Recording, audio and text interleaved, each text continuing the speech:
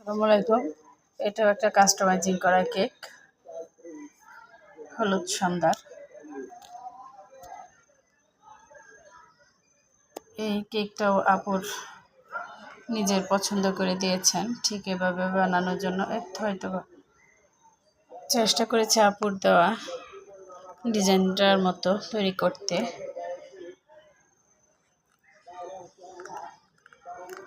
আলহামদুলিল্লাহ, আমার কাস্টমার আপুর কেকটা দেখেই পছন্দ হয়েছে।